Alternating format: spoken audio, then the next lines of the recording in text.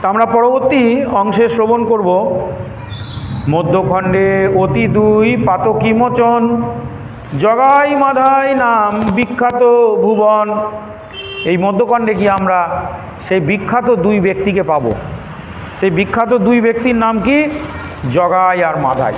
পাতকী মানে মহাপাপী, সেই পাতকীর মোচন হবে, অর্থাৎ তাদের সর্বপাপ থেকে মুক্ত করে তাদেরকে একেবারে বিশ্বে ত্রিভুবনে খ্যাত করে দেওয়া হবে।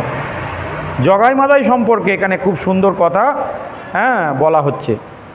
জগাই মাধাই সম্পর্কে এখানে খুব সুন্দর কথা বলা হচ্ছে। সেটা কি? জগাই হচ্ছেন কি? জগনানন্দ বন্দ্যোপাধ্যায়। জগাই ব্রাহ্মণ ঘরের সন্তান ছিল, আর মাধাই হচ্ছে মাধবানন্দ বন্দ্যোপাধ্যায়। এরা দুই ভাই। শ্রী নবদ্বীপে তাদের বাস ছিল এবং নবদ্বীপের মায়াপুর পল্লীর নিকট গঙ্গার ধারে তারা কিন্তু বাস করতেন। একেবারে ব্রাহ্মণ ঘরের সন্তান, বেদ পড়তেন, এবং গঙ্গায় স্নান করতেন, এবং গঙ্গার ধারে বাস করতেন। এই ধরনের ব্রাহ্মণ ঘরের সন্তান ছিল এই জগদানন্দ বন্দ্যোপাধ্যায় আর মাধবানন্দ বন্দ্যোপাধ্যায়, যাদের শর্ট নাম হচ্ছে জগাই আর মাধাই। জগনানন্দ বন্দ্যোপাধ্যায় বললে কেউ চিনতে পারবে না, মাধবানন্দ বন্দ্যোপাধ্যায় বললে অনেকেই চিনবে না, জগাই মাধাই বললে সবাই চিনবে। কেন? তারা ওই নামে বিখ্যাত। একেবারে মদ খেয়ে চারিদিকে তোলপাড় কাণ্ড করত, বুঝতে পেরেছেন? ব্রাহ্মণ ঘরের সন্তান হয়েও। আবার আপনারা পরবর্তীকালে জানতে পারবেন এই জগাই মাধাই বেদ পাঠও করত। কেন বেদ পাঠ করত? বেদ থেকে তারা পড়তো পুণ্যকর্ম কি কি আছে, কোন কাজ করলে পুণ্য হয়, ঠিক তার উল্টো কাজ করত। বেদে লেখা আছে দান করলে শ্রেষ্ঠ কর্ম, পুণ্যকর্ম। তারা লোকেরটা হরণ করত, বলে চল জগাই। মদ খেয়ে তাদের মাথা বিগড়ে যেত। প্রথমে শান্ত থাকতো, যেই মদ্যপান করত তার আগে বেদ টেদ পড়া হয়ে গেল। বেদে শুনেছে যে দান করলে খুব পুণ্য অর্জন করা যায়। জগাই আর মাধাই তখন হরণ করতে শুরু করতো লোকের ধন সম্পদ, কাড়াকাড়ি। আর ওরা খুব চেহারা ভালো ছিল, মদ টদ খেয়ে একেবারে লোকে তাদের ভয় পেত, দেখে পালাতো। বেদে লেখা আছে আমিষ আহার করবে না, আমিষ আহার করলে পাতকী হবে ব্রাহ্মণ। আর ওরা মদ্যপান করবার পর বেশি করে আমিষ আহার করত। বেদে লেখা আছে গঙ্গা স্নান করতে, তারা গঙ্গাতে গিয়ে গঙ্গার নামে গালাগালি করত, সেখানে গিয়ে মলমূত্র ত্যাগ করত, প্রস্রাব করত। এই রকমভাবে তারা বেদ এই জন্যে পাঠ করত।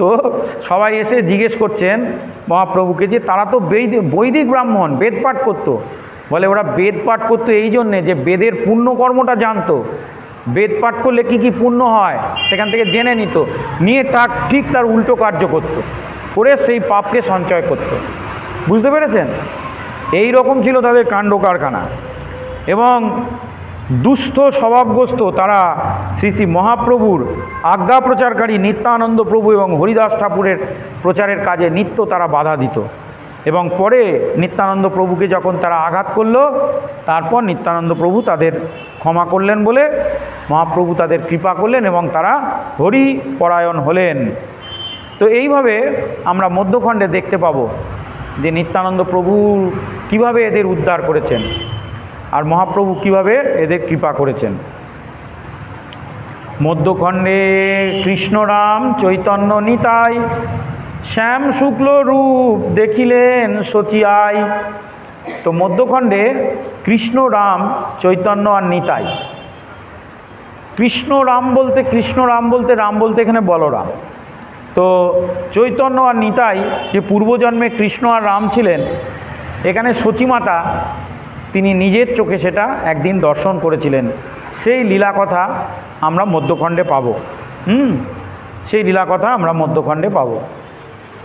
মধ্যখণ্ডে শ্রীচৈতন্যের মহাপরকাশ, সাত প্রহারিয়া ভাব ঐশ্বর্য বিলাস। এই মধ্যখণ্ডে আমরা শ্রী চৈতন্য মহাপ্রভুর চারিদিকে যে ঐশ্বর্যের প্রকাশ হচ্ছে, নাম প্রচার হচ্ছে, মহাপ্রভুকে সবাই নিমাই পণ্ডিত বলে জানছে। এখনও সন্ন্যাস গ্রহণ হয়নি, নিমাই পণ্ডিত বলে জানছে। সেই নিমাই পণ্ডিত চারিদিকে ঐশ্বর্য মানে ধন সম্পদ অর্জনের জন্য ছড়িয়ে পড়ছে। বাংলা, বিহার, উড়িষ্যা, বাংলা মানে তখন এই পশ্চিম বাংলা পূর্ব বাংলা নয়, একসাথে মিলে বাংলা ছিল। একসাথে মিলেই কিন্তু বাংলা ছিল।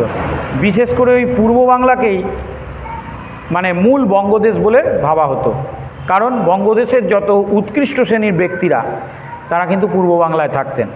ওইদিকে চাষ, জল, আবহাওয়া, ধন সম্পদের প্রাচুর্য অনেক বেশি ছিল পূর্ব বাংলার দিকটা।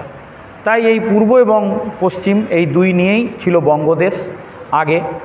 আর মহাপ্রভু তার যখন এই মধ্যখণ্ডে আমরা দেখতে পাবো যে সাতও প্রহারিয়া, 7 নদী, 7 সমুদ্র 13 নদী পার করে মহাপ্রভু চারিদিকে তার ঐশ্বর্য, মানে এখানে নাম যশ প্রতিষ্ঠার প্রসার হবে। আমরা আগামী দিনে সেসব কথা শ্রবণ করব। ঐশ্বর্যের বিলাস, 7 প্রহর কাল এই তার প্রকাশ ছিল। সেই দিন অমায়ায় কহিলেন কথা, যে যে সেবকের জন্ম হইল যথাতথা। তো তিনি ছিলেন মায়ার পতি মানে মায়াতীত, মায়াদেবীর তিনি স্বামী চৈতন্য মহাপ্রভু। তাই মহাপ্রভুর যত সেবক আছে তারা যথাতথা বিভিন্ন জায়গায় মহাপ্রভুর সঙ্গে লীলা করবার জন্যে তারা ধীরে ধীরে ধীরে ধীরে জন্মগ্রহণ করতে লাগলেন। তো অমায়া সম্পর্কে বলা হচ্ছে যে জীবের মায়াবশতা জনিত প্রাপঞ্চিক দৃষ্টি অপ্রসারিত করিয়া অসুর মোহিনী ছলনা বা বঞ্চনারূপ আবরণ উন্মোচন করিয়া বিষ্ণু বিমুখ অজ্ঞাত জনকে বৈকুণ্ঠ পথ প্রদর্শন করেন। তিনিই হচ্ছেন অমায়া, অর্থাৎ স্বয়ং চৈতন্য মহাপ্রভু। জীব জন্ম থেকেই কৃষ্ণ বিমুখ, অনাদিকাল ধরে কৃষ্ণ বিমুখ। এই কৃষ্ণ বিমুখ জীবকে ঘরে ফিরিয়ে নিয়ে আসা, বৈকুণ্ঠে নিয়ে যাওয়া, তাদের কৃষ্ণ নাম করানো, এটাই ছিল মহাপ্রভুর মূল উদ্দেশ্য। তাই তিনি নিজে এলেন এবং তার পার্শ্বদেরও বিভিন্ন জায়গায় জন্মগ্রহণ করাতে লাগলেন। তা আপনারা অত্যন্ত সৌভাগ্যবান। চৈতন্য চরিতামৃত 4টি পর্ব শুনেছেন, আবার চৈতন্য ভাগবত গ্রন্থ থেকেও আলোচনা হচ্ছে। জয় জয় শ্রী শ্রী চৈতন্য ভাগবত কি। পরে এলেন কারা? যারা বই পাননি, বই আপনি পাননি, পরে যারা এসেছেন তারা পাননি। আপনি একটা নিন, ওই ওই ওই ওই হ্যাঁ আরেকটা নিয়ে এসো। হ্যাঁ, এটা হচ্ছে পঞ্জিকা। পঞ্জিকা বলতে ঠাকুর মশাইদের এটা কাজে লাগবে না, এটা ব্রত। এখানে হ্যাঁ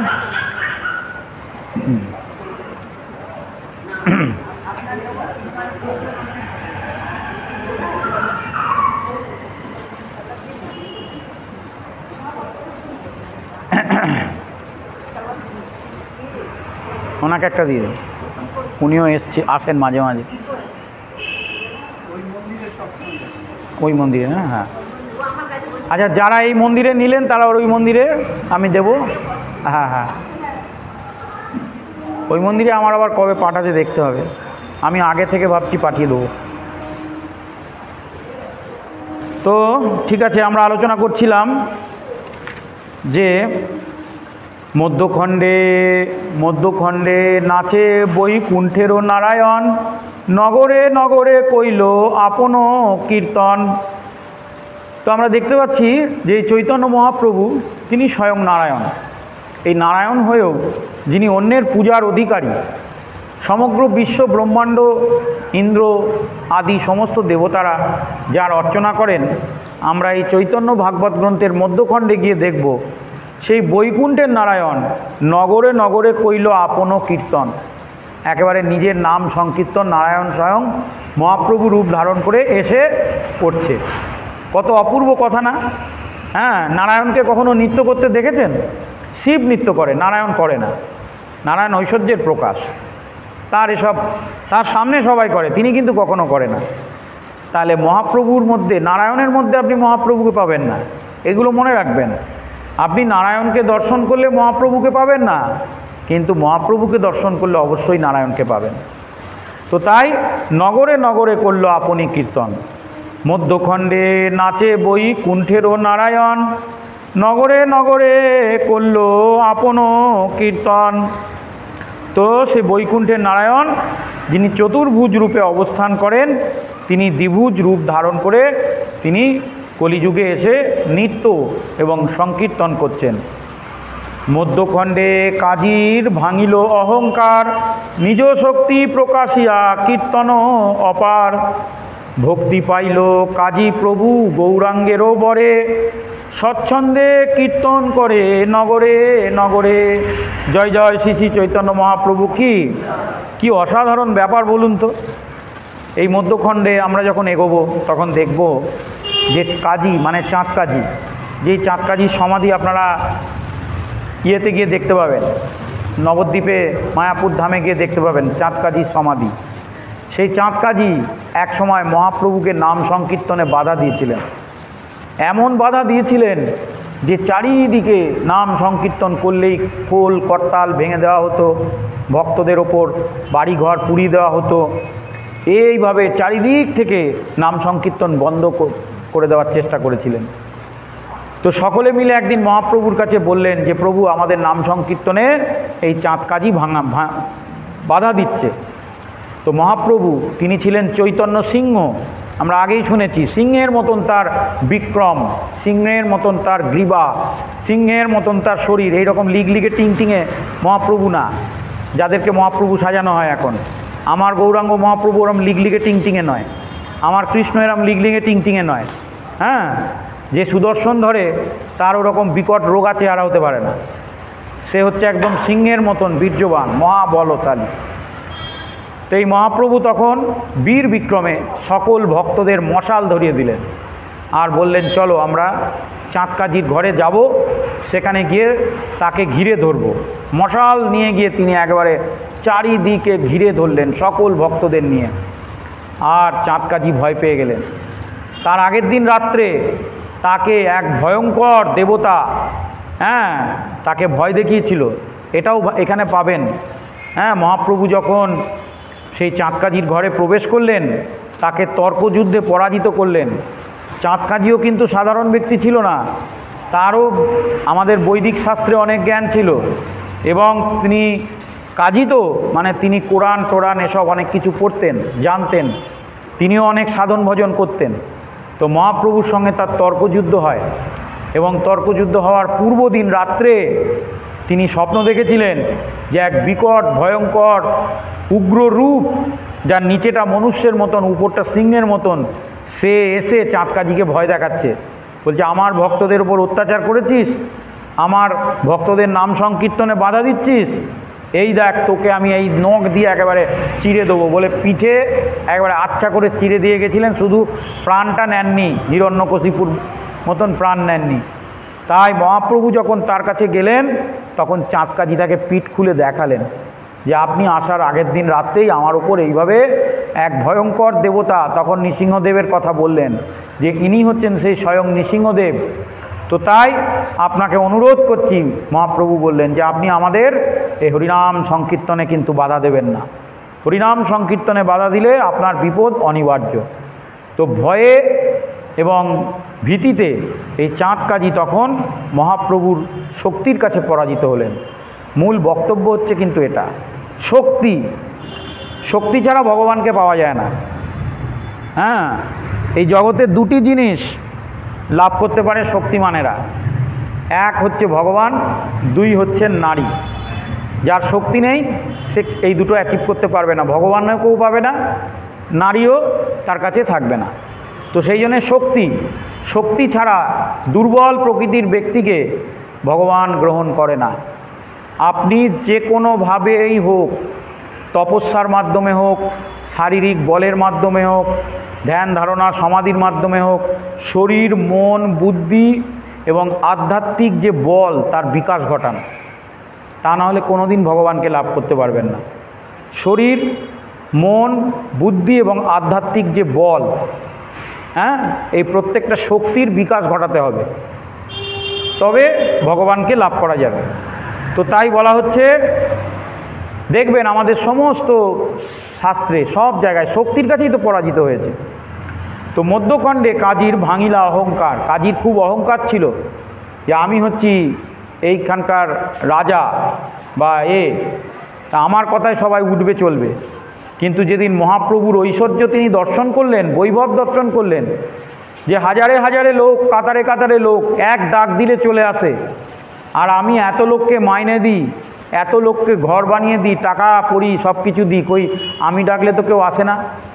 তাহলে কি এর ক্ষমতা? এ তো কাউকে মাইনে দেয় না, বেতন দেয় না, হ্যাঁ, শুধু হরিনাম সংকীর্তনের বলে তার এত ক্ষমতা। তাহলে এ কোনো সাধারণ ব্যক্তি নয়, এ মনুষ্য নয়, দেবতা নিশ্চয়। এই কথা বলেছিলেন যে এ কোনো সাধারণ মনুষ্য নয়, এ নিশ্চয় কোনো দেবতা বা পীর। হ্যাঁ, আমরা যাকে দেবতা বলি ওরা তাকে পীর বলে, যে এ কোনো পীর বা দেবতা। তো তখন নিজ শক্তি মধ্যখণ্ডে কাজীর ভাঙিলা অহংকার, তার অহংকারকে মহাপ্রভু এইভাবে চূর্ণ করেছিলেন। নিজ শক্তি প্রকাশিয়া কীর্তন অপার, এবং মহাপ্রভু তখন তাকে তার শক্তি প্রদর্শন করেছিলেন। ভক্তি পাইল কাজী প্রভু গৌরাঙ্গেরও বরে, স্বচ্ছন্দে কীর্তন করে নগরে নগরে। এবার মহাপ্রভুর কৃপা যখন তার প্রতি হলো, তখন এই চাঁদকাজি পুরো অন্য মানুষ হয়ে গেল। নগরে নগরে মহাপ্রভুর দলের সঙ্গে তিনি কীর্তন করে বেড়াতেন। জয় জয় শ্রী ভগবত কথা কি, হরে কৃষ্ণ হরে কৃষ্ণ কৃষ্ণ কৃষ্ণ হরে হরে, হরে রাম রাম রাম হরে হরে। তাহলে হরিনামের বল এবং তার প্রকাশ আপনারা নিশ্চয় বুঝতে পারছেন যে হরিনামের প্রভাব কতখানি। মধ্যখণ্ডে মহাপ্রভু বরাহ হইয়া নিজ তত্ত্ব মুরারিরে কহিলা গর্জিয়া। তো আমরা দেখতে পাচ্ছি যে এর পরবর্তী সেই মুরারি বলে একজন, মুরারি গুপ্ত বলে একজন ছিলেন, তো তাকে মহাপ্রভু বরাহ রূপ দর্শন করিয়েছিলেন, এবং বরাহ রূপ দর্শন করে তর্জন গর্জন, যেরকম সেই বরাহ অবতার হিরণ্যাক্ষকে বধ করেছিল, সেই রকম ভয়ঙ্কর তর্জন গর্জন করেছিলেন এই মুরারিকে। হ্যাঁ, সেই মুরারি গুপ্তকে তর্জন গর্জন করে এমন শাস্ত্রের উপদেশ দিয়েছিলেন, তো তারপরে তিনি একেবারে মহাপ্রভুর ভক্ত হয়ে গেলেন। তাহলে যাকে প্রেম দেওয়ার কথা তাকে প্রেম দিলেন, আর যাকে তর্জন গর্জন করার কথা তাকে তর্জন গর্জন করলেন, যেখানে শাসন করার কথা শাসন করলেন, যাকে ভয় দেখানোর কথা ভয় দেখালেন। ভয় পেয়ে পালিয়ে গেলেন না, হরিনাম করতে দিচ্ছে না বলে ভয়ে পালিয়ে যাওয়া, সে স্বভাব আমরা, তার নাম ইতিহাসে উঠবে না, তিনি ওই পাড়ার মধ্যেই থেকে যাবেন। হ্যাঁ, তো আমাদের ভয় পেলে চলবে না, এটা মনে রাখতে হবে যে মহাপ্রভু প্রয়োজনে মশালও নিয়েছিলেন। অনেক ইতিহাস হয়তো চাপা আছে, হয়তো মহাপ্রভু এমন কাণ্ড করতে পারতেন যে মশাল দিয়ে পুরো সে সময় দুনিয়া পুড়িয়েই দিতে পারতেন, সেই দুনিয়া, কিন্তু সেই সময় সে হয়নি, কারণ চাঁদকাজি তিনি মাথা নত করেছিলেন। কিন্তু আজকের দিনে দেখতে পাবেন মহাপ্রভুর ভক্তরা গ্রাম ছেড়ে পালাচ্ছে, গলায় তুলসীর মালা, অন্য লোকেরা আক্রমণ করছে, ঘর ছেড়ে পালাচ্ছে, গলায় তুলসীর মালা। একই কথা, মহাপ্রভুর ভক্ত হয়ে সে পালাবে কেন গ্রাম ছেড়ে?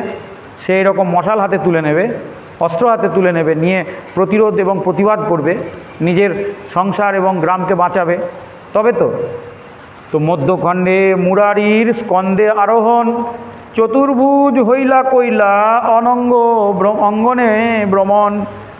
এবং আর পরবর্তীকালে আমরা দেখতে পাব যে মধ্যখণ্ডে মুরারির স্কন্দে আরোহণ, মুরারি গুপ্তেকে শাস্তি দিয়েছিলেন চৈতন্য মহাপ্রভু, যে আমাকে কাঁধে করো, আমাকে কাঁধে করে তুমি, হ্যাঁ, আমি চতুর্ভুজ রূপ দর্শন নেব, তোমার কাঁধে উঠব, এবং তার অঙ্গনে ভ্রমণ করেছিলেন। তাকে দিয়ে এইটাই ছিল তার দণ্ড, মহাপ্রভুকে স্কন্দে করে নিয়ে তিনি তার অঙ্গনে ভ্রমণ করেছিলেন।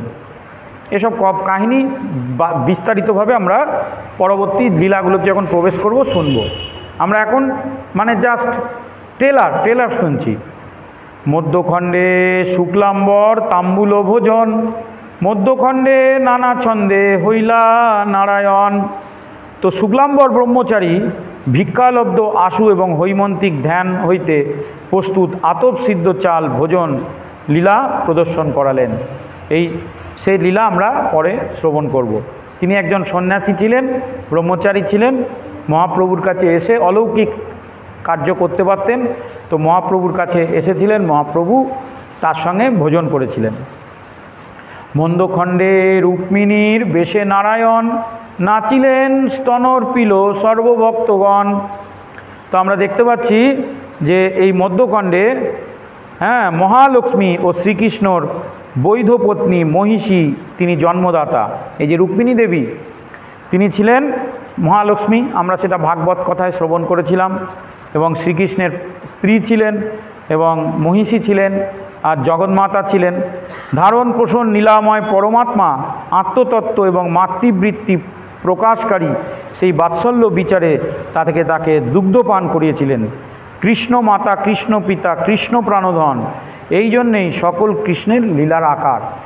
তাহলে আমরা এগুলো পরে আমরা দেখতে পাবো যে মহাপ্রভু কিন্তু তিনি স্বয়ং আবার এই রুক্মিণীর রূপও ধারণ করে তিনি কিন্তু ভক্তদেরকে লীলা বিলাস করেছিলেন। মধ্যখণ্ডে মুকুন্দের দণ্ডসঙ্গ দোষে শেষে অনুগ্রহ কইলা পরম সন্তোষে। মধ্যখণ্ডে মুকুন্দের দণ্ডসঙ্গ দোষে, মধ্যখণ্ডে আমরা দেখতে পাবো মধ্যখণ্ডে আমরা দেখতে পাবো যে ত্রিতাপদগ্ধ জীবের ভোগ বাসনা এবং ত্যাগ বাসনা সঙ্গদোষেই আসক্ত হয়। তাই মুকুন্দ তৎকালীন মায়াবাদীর একজন ব্যক্তি ছিলেন। মুকুন্দ বলে একজন ব্যক্তি, তিনি মায়াবাদী, মানে কি বলবো, এই মায়ার দ্বারা আসক্ত জীব, এদের দ্বারাই তিনি পরিচালিত হতেন। এবং এই মুকুন্দ তিনি এইরকম হয়ে গিয়েছিলেন কেন? তিনি ভক্তগৃহে জন্মগ্রহণ করেও তিনি মায়াবাদী হয়ে গিয়েছিলেন সঙ্গ দোষে, সঙ্গের প্রভাবে। সঙ্গ ভালো ছিল না, তিনি এই সমস্ত সাধারণ মানুষের সাথে মিশতেন। তাই মহাপ্রভু কী করলেন, তাকে দণ্ড দিয়েছিলেন এবং দণ্ড দিয়ে তাকে পরে পরম সন্তোষ, পরম কৃপা করে তাকে শোধন করে তাকে হরিনাম দিয়েছিলেন। মধ্যখণ্ডে মহাপ্রভুর নিশায় কীর্তন, বাপরে, বৎসরেক নবদ্বীপে কৈলা অনুক্ষণ। এই মধ্যখণ্ডে আমরা দেখতে পাবো মহাপ্রভু নিশা অর্থাৎ রাত্রেবেলায় তিনি নাম সংকীর্তনে বেরোতেন। তিনি এই যে এখানে দেখা আছে, দিবসে সকল লোক ইন্দ্রিয় তর্পণে নানা উদ্দেশ্যে কর্মে ব্যপ্ত থাকে, আর নিশাকালে বিশ্রাম সুখ লাভ করিয়া ইন্দ্রিয় তর্পণ করে।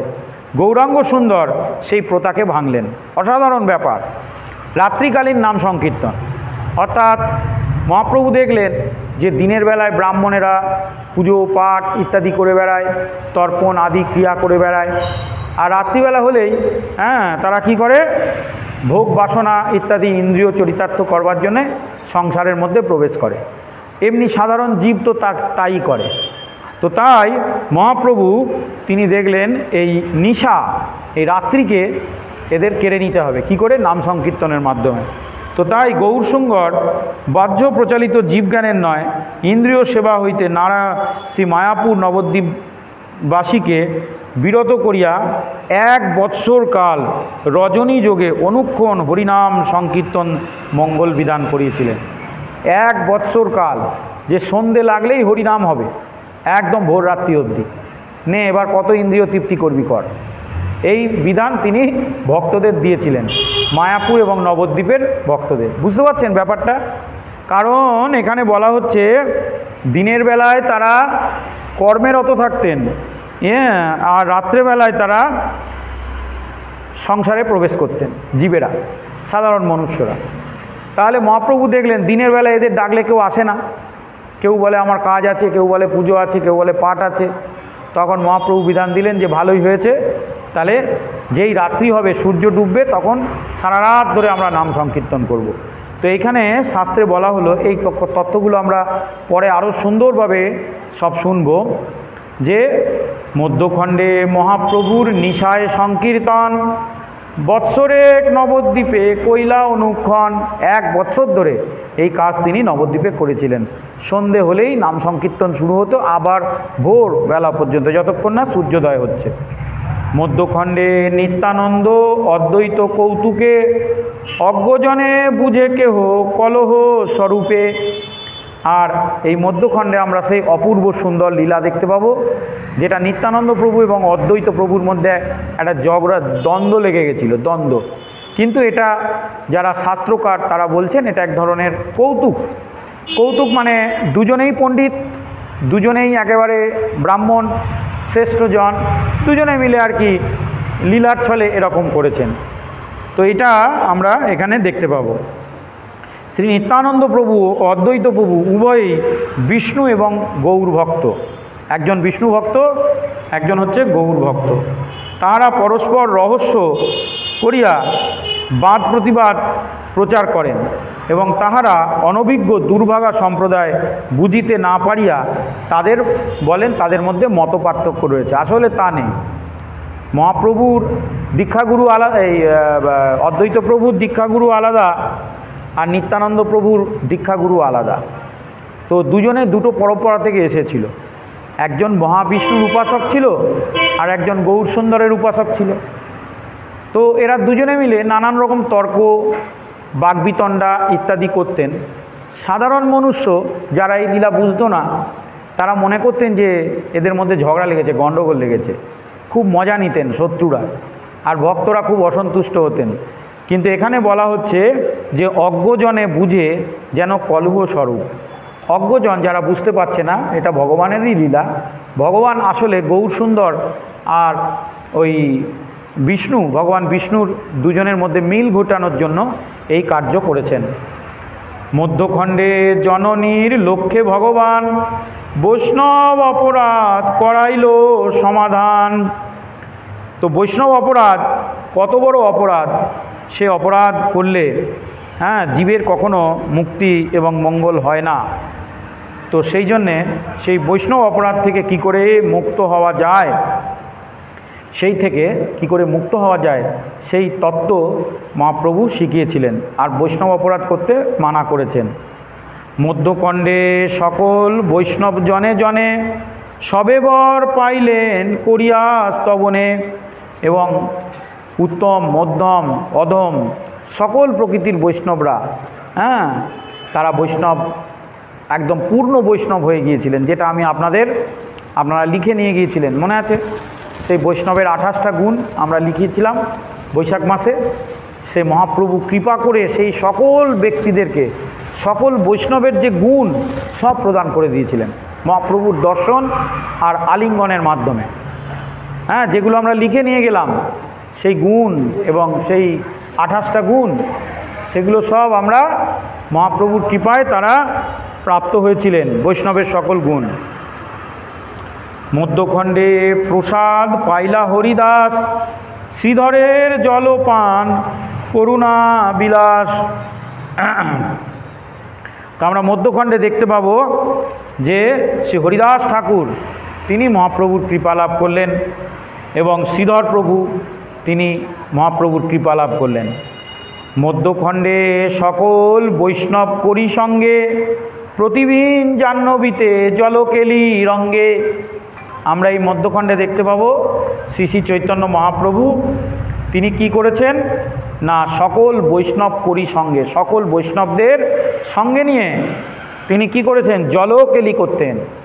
জলকেলি করতেন, জলে গিয়ে স্নান করে নানান রকম আমোদ প্রমোদ করতেন। ঠিক যে জলকেলি দ্রাপরে ভগবান শ্রীকৃষ্ণ গোপীদের নিয়ে করতেন। ভগবান শ্রীকৃষ্ণ গোপীদের নিয়ে করতেন, তো তখন ছিলেন তিনি পরম পুরুষোত্তম আর গোপীরা ছিলেন নারী শরীর ধারণকারী। কিন্তু কলিযুগে যদি নারীদের নিয়ে গঙ্গায় জলকেলি করতেন তাহলে বিরাট বদনাম হয়ে যেত সমাজে। তো সেই জন্যে গৌরাঙ্গ সুন্দর দ্রাপরে যারা গোপীরূপ ধারণ করে এসেছিলেন, এই কলিতে তাদেরকে কি শরীর দিয়েছেন, পুরুষ শরীর দিয়েছেন। সেই গোপীগণ, সেই ভক্তরা যারা আগে গোপী ছিল তারাই গৌরলীলায় তারা কি হলেন, মহাপ্রভুর পার্শ্বদ দাস হয়ে জন্মগ্রহণ করলেন এবং সেই একই রকমের লীলা তারা করলেন। এখানে বলা হচ্ছে মধ্যখণ্ডে সকল বৈষ্ণব করি সঙ্গে, এইভাবে সকল তিনি তার গোপীদের নিয়ে মানে তার ভক্তদের নিয়ে প্রতিদিন জাহ্নবী, জাহ্নবী মানে গঙ্গা, সেই গঙ্গার মধ্যে তারা জলকেলি করতেন। মধ্যখণ্ডে গৌরচন্দ্র নিত্যানন্দ সঙ্গে অদ্বৈতের গৃহে গিয়াছিলেন কোনো রঙ্গে। তো রঙ্গ মানে হচ্ছে বিভিন্ন রকমের লীলা করবার জন্যে মহাপ্রভু নিত্যানন্দ প্রভুকে নিয়ে তিনি অদ্বৈত প্রভুর গৃহে একবার গিয়েছিলেন। মধ্যখণ্ডে অদ্বৈতেরে করি বহু দণ্ড, শেষে অনুগ্রহ কইলা পরম প্রচণ্ড। এবং বলা হচ্ছে যে অদ্বৈত প্রভুকেও তিনি দণ্ড দিয়েছিলেন মহাপ্রভু, এবং তারপর প্রচণ্ড রকম কৃপা করেছিলেন। এখানে এই প্রসঙ্গে বলা হচ্ছে যে শ্রীধর নবদ্বীপবাসীগণ কদলী কানন জৈবী জৈনিক ও নিঃস্ব ব্রাহ্মণ, সেই দরিদ্রের কুটিরে ছিদ্রযুক্ত লৌহপাত্রে ভগবান জলপান করায় তাহার ভক্তবাৎসল্য লীলায় প্রদর্শিত হয়েছিল। অদ্বৈত প্রভুর ব্যবহারে অনেকে তাহাকে মায়াবাদী বলে মনে করতেন। অদ্বৈত প্রভু ব্রাহ্মণ ছিল, তো তার আচার আচরণ একটু অন্যরকম ছিল, তাই অনেকে তাকে মায়াবাদী বলে মনে করত। এই জন্য তৎপরিশোধার্থে প্রভু তাহাকে দণ্ড দিয়েছিলেন। অদ্বৈত প্রভুকে ভয়ঙ্কর দণ্ড দিয়েছিলেন, মানে রীতিমতো শারীরিক দণ্ড যাকে বলে, সেগুলো আমরা পরে শুনব।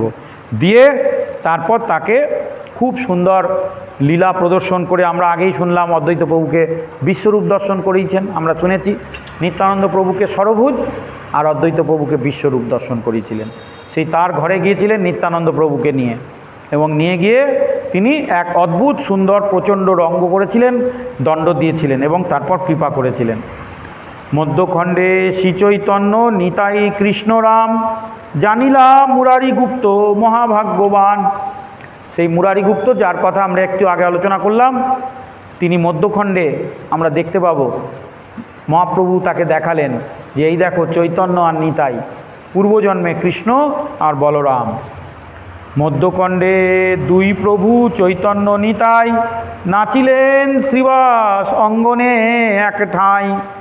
এবং সেই শ্রীবাস অঙ্গনের ঘটনা, যে ঘটনা আপনারা সকলেই জানেন, সেই শ্রীবাস অঙ্গনে মহাপ্রভু আর নিত্যানন্দ প্রভু অদ্ভুত সুন্দর নৃত্য করেছিলেন এবং তাকে আশীর্বাদ করেছিলেন যে তোমার অঙ্গনেই আমি কিন্তু সব সময়। মহাপ্রভুকে পাওয়া যায় শচীর রান্নাঘরে, শচীমাতার রান্নাঘরে, শ্রীবাসের অঙ্গনে। আর একটা কোথায়?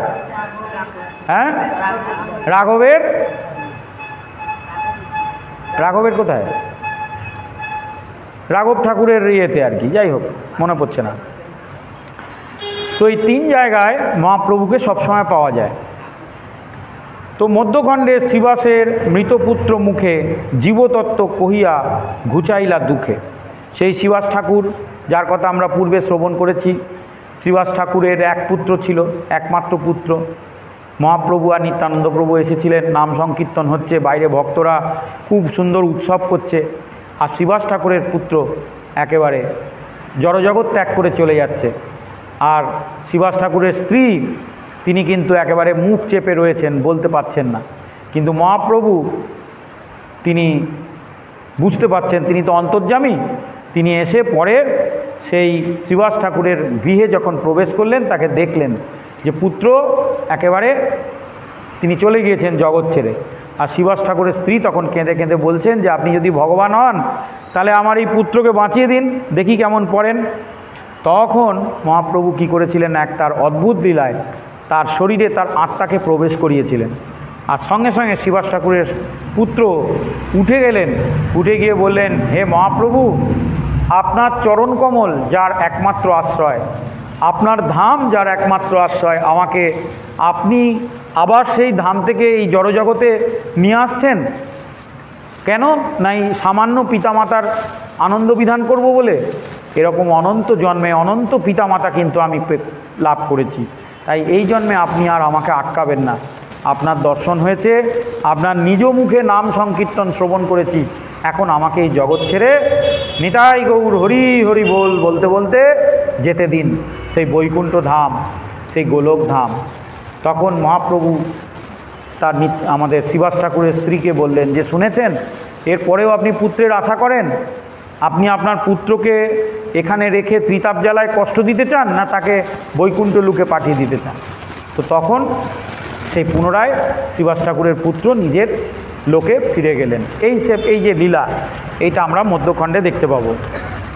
শ্রীচৈতন্যের অনুগ্রহে শ্রীবাস পণ্ডিত পাশরিলা পুত্র শোক জগতে বিদিত।